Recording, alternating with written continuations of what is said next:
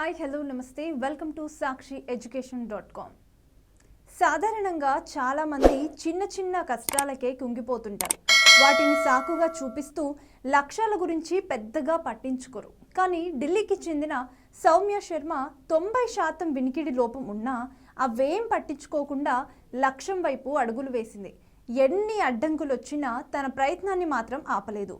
ఆ దృఢ సంకల్పమే ఆమెను యూపీఎస్సీ సివిల్ సర్వీస్ ఎగ్జామినేషన్లో ఆల్ ఇండియాలోనే 9వ ర్యాంకు వచ్చేలా చేసింది.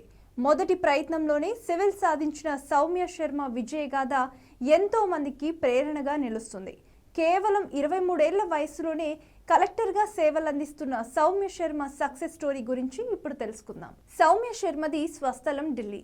ఆమె తల్లిదండ్రులు ఇద్దరూ డాక్టర్లే. దీంతో ఆమె కూడా డాక్టర్ అవ్వాలని అనుకుంది. ఆ తర్వాత మళ్ళీ తన కోరికను మార్చుకుని లాయర్ అవ్వాలని ఆశపడింది. అందుకు తల్లిదండ్రులు ఇద్దరూ ఎంతో సహకరించారు. అయితే ఎందుకో మళ్ళీ చదువు పూర్తయ్యే సమయానికి యూపీఎస్సీ పరీక్ష రాయాలని డిసైడ్ అయ్యింది. అయితే అప్పటికి కేవలం 6 నెలల సమయం మాత్రమే ఉంది.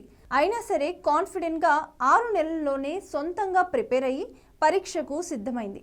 సౌమ్య శర్మ చదువులో చాలా చురుగ్గా ఉండేది. చిన్నతనం నుంచే చదువులో అన్నిట్లో ముందంజలో ఉండేది.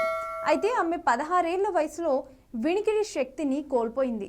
ఈ లోపంతో ఆమెకు కేవలం 5 నుంచి 10% మాత్రమే చెవులు వినిపిస్తాయి. అయినప్పటికీ ఎప్పుడూ దీన్నొక లోపంలా భావించలేదు.